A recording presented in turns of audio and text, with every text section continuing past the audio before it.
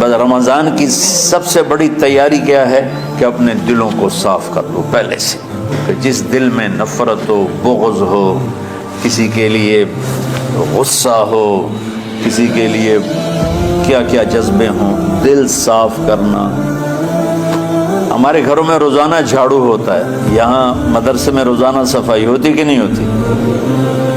چونکہ دنیا کی اصل گندگی ہے تو جھاڑو ہاتھ سے نہیں چھوٹ سکتا۔ حرم شریف میں دیکھا کیسے چاروں طرف خدام پھر رہے ہوتے ہیں برش لے کر، تو دل پہ غبار ایسے آتا ہے جیسے صحن میں غبار آتا ہے، دل پہ گندگی ایسے آتی ہے جیسے صحن میں آتی ہے۔ تو ہم نے نظام بنایا ہوا ہے، لوگ وہ کر رہے ہیں، وہ روزانہ جھاڑو دیتے ہیں۔ تمہارا دل ایک آنگن ہے، ایک صحن ہے، اس میں بغض، نفرت، حسد، پتہ نہیں کیا کیا گندگیاں آئیں گی اور آتی رہیں گی۔ بچوں ایک کام کرو، جھاڑو پکڑ لو، صاف کرو۔ یا اللہ معاملہ تجھ سے کرنا ہے، لوگوں سے نہیں۔ کسی نے برا کہا، کسی نے غیبت کی، کسی نے گالی دی، کسی نے دھکا دیا، کسی نے حق مارا، کسی نے کچھ کیا، یا اللہ تیرے سپرد میں نے اپنے دل کو سب سے صاف کیا، میں نے اپنے دل کو سب سے صاف کیا۔ یہ اتنی بڑی عبادت ہے کہ بڑے بڑے نفلوں والے، تہجد والے، حج عمرے روزے والے تمہیں نہیں پکڑ سکے، کیونکہ اس کا کرنے والا دنیا میں کوئی نہیں۔ نفل پڑھنے والے تو بے شمار ہیں، عمرے کرنے والے بے شمار ہیں، علماء بے شمار ہیں، حاجی بے شمار ہیں، سخاوت کرنے والے بے شمار ہیں، لیکن اس ٹکڑے کو صاف کرنے والا لاکھوں میں ایک بھی نہیں۔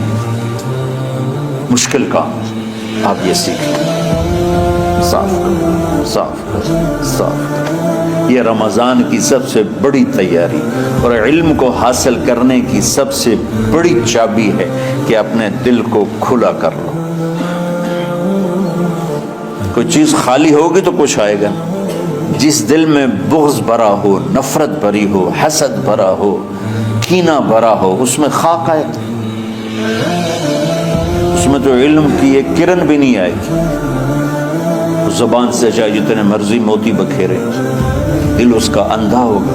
لا تعمل ابصار ولكن تعمل قلوب التي في الصدور۔ یہ آنکھوں سے اندھے نہیں، دل سے اندھے ہیں۔ تو بچوں اپنے دل کو صاف کرنا سیکھو۔ وہ کتنی مشہور حدیث ہے، آپ نے کہا اس دروازے سے ایک جنتی آ رہا، ایک انصاری صحابی داخل ہوئے، جوتا ہاتھ، داڑھی میں وضو کا پانی۔ اگلے دن اس دروازے سے ایک جنتی آ رہا ہے، تو ایک صحابی آئے، ہاتھ میں جوتا، داڑھی میں وضو کا پانی، وہی صحابی۔ اگلے دن اس دروازے سے ایک جنتی آ رہا ہے، تو وہی صحابی 3 دن جنت کی بشارت لیے۔ اس صحابہ کی جماعت میں ایک شخص ہیں جن کا نام ہے عبداللہ بن عمرو بن عاص۔ ان سے بڑا عبادت گزار صحابہ میں کوئی نہیں تھا، نہ سابقین میں، نہ متاخرین میں، نہ پہلوں میں، نہ بعد والوں میں۔ ان کی عبادت کیا تھی؟ ساری رات جاگنا، سارے دن کا روزہ، اور ایک ختم قرآن صبح سے شام۔ اتنی اللہ نے طاقت دی تھی۔ پھر وہ غلوب والی بات آ گئی، ایکسٹریم ہونے والی بات آ گئی۔ ان کی شادی والی رات حجلہ عروسی میں داخل ہو رہے ہیں، دلہن کے کمرے میں داخل ہو رہے ہیں، اور مصلی بچھا کے اللہ اکبر، اور دیر نفل تے نفل، دیر نفل تے نفل۔ تو ان کی بیگم نے دیکھا تو وہ بھی خیر کا زمانہ تھا، انہوں نے بھی وضو کیا اور پیچھے مصلی بچھا کے وہ بھی فجر تک نفل پڑھتے رہے۔ صبح ہوئی تو حضرت عمرو بن عاص رضی اللہ عنہ نے پوچھا بیٹی رات کیسی گزری؟ کہا جی ماشاءاللہ آپ کے بیٹے تو بڑے عبادت گزار ہیں، ساری رات نفلوں میں ہی گزری۔ تو وہ ان کو شکایت کر دی۔ حضرت عمرو بن عاص کو اتنا غصہ چڑھا، ان بیٹے کو تو کچھ نہیں کہا، کتنی حکمت کی بات ہے، سیدھے گئے اللہ کے نبی کے پاس، یا رسول اللہ یہ عبداللہ دیکھیں کیسا نادان ہے، اس کی شادی کی ساری رات نفل پڑھتا رہا۔ تو تو آپ کہتے ہیں ماشاء اللہ کتنی بڑی بات ہے، نفلوں میں گزر گئی، رات بھی نفلوں میں گزر گئی۔ تو آپ نے حضرت عبداللہ بن عمر کو بلا کے ڈانٹا کہ تو نے مہینے میں 3 دن روزے رکھنے ہیں، بس اس سے زیادہ نہیں رکھنے، اور ہفتے میں 1 قرآن ختم کرنا ہے۔ کہا یا رسول اللہ میرے اندر طاقت زیادہ ہے۔ پھر اچھا 15 دن روزے رکھنے، کہ نہیں میرے اندر طاقت زیادہ ہے۔ آپ اس کو تھوڑا تھوڑا کر کے گھٹاتے رہے، اور وہ ہر دفعہ نہیں یا رسول اللہ میرے اندر طاقت زیادہ ہے۔ تو آخر میں آپ نے کہا اچھا چلو 100 میں داودی پہ آ جاؤ، 1 دن روزہ رکھو، 1 دن افطار کرو، اور 3 دن سے پہلے قرآن ختم نہیں کرنا۔ تو آپ نے اس کو پیچھے کیا۔ یہ بیٹھے تھے اس محفل میں، ان کے دل میں آیا کیا یہ بزرگ مجھ سے زیادہ عبادت کرتے؟ رات میں ساری جاگتا ہوں، دن روزہ رکھتا ہوں، 1 ختم کرتا ہوں، تو جنت کی بشارت تو مجھے ملنی چاہیے تھی، ان کو کیسے مل رہی؟ یہ کسی کتاب میں نہیں لکھا کہ یہ ان کا جذبہ تھا، لیکن جو کہ میں ان کی سیرت کو جانتا ہوں تو مجھے خیال آتا ہے کہ ان کی نفسیات میں یہ بات آئی ہوگی، چونکہ صرف انہی کو خیال آیا کہ میں جا کے دیکھتا ہوں کہ یہ بزرگ کیا کرتے ہیں۔ تو ان کے پاس پہنچ گئے، چاچا ذرا، وہ ادھیڑ عمر تھے، چاچا وہ میرے ابا تھوڑے ناراض ہیں، تو کچھ دن آپ کے پاس گزارنا کا، بیٹا بسم اللہ آ جاؤ۔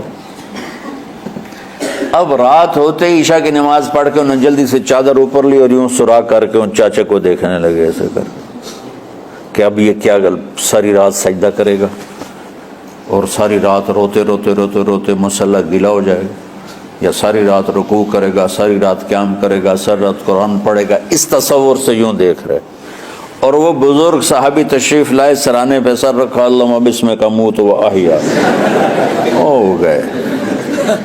اب یہ دیکھ رہے ہیں ابھی اٹھیں گے، ابھی اٹھیں گے، ابھی اٹھیں گے، اٹھے نا، فجر کی اذان پہ اٹھے۔ اب یہ تو حیران پریشان ہو گئے کہ یہ کیا؟ اس زمانے میں تو منافق تہجد نہیں چھوڑتے تھے ڈر کے مارے کہ پتہ نہ چل جائے ہمارے کفر کا، تو یہ چاچا جنت بھی لے گیا تو ستا بھی پیا کہ چلو کل دیکھوں گا۔ اگلی رات پھر چادر سر پہ کر کے اور یوں سوراخ کر کے لیٹے ہوئے اور دیکھ رہے۔ چاچا پھر تشریف لے اور سرانے پہ سر رکھا، اللہم بسمک اموت و احیا، ہو گئے۔ فجر کی اذان پہ اٹھے، یہ اور پریشان ہو گئے کہ میرا نبی کا فرمان تو سچا ہے، اس میں تو شک بھی کفر ہے، لیکن عمل کیا ہے جس پر اس کو جنت کی بشارت ملی؟ 2 رکعت نفل بھی نہیں۔ اور آج کے دور میں تم میں سے ماشاءاللہ اکثر بچے تہجد پڑھتے ہیں کہ 1 رات اور دیکھوں گا، تیسری رات اللہم بسمک اموت و احیا، ہو گئی ساری رات۔ تو تیسری رات پھٹ پڑے عبداللہ بن عمر، کہنے لگے چاچا میری ابا سے کوئی لڑائی نہیں تھی، 3 دن میں تیرے بارے میں سنتا رہا، جنتی جنتی جنتی۔ میں دیکھنے آیا تھا کہ آپ کیا کرتے ہیں، آپ تو کچھ بھی نہیں کرتے ہو، ساری رات سوتے رہتے ہو، اب کیا کرتے ہو؟ میں نے کہا بیٹا یہی ہے جو تم نے دیکھا ہے۔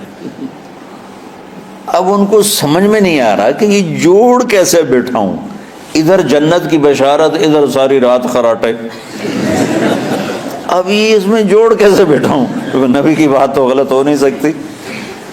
تو اب وہ نا ایسے نا بڑے بے دل سے ہو کر واپس مڑے، پتہ نہیں کی چکر ہوئے گی کوئی گل۔ جب وہ دروازے تک پہنچے تو کہنے لگے بیٹا ادھر آنا، واپس آ گئے۔ کہا میں تمہیں اصل راز کی بات بتاتا ہوں۔ کہا کیا ہے کیا ہے؟ تو یہاں ہاتھ رکھا، کہا یہ جو دل ہے نا اس میں کسی انسان کی نفرت نہیں۔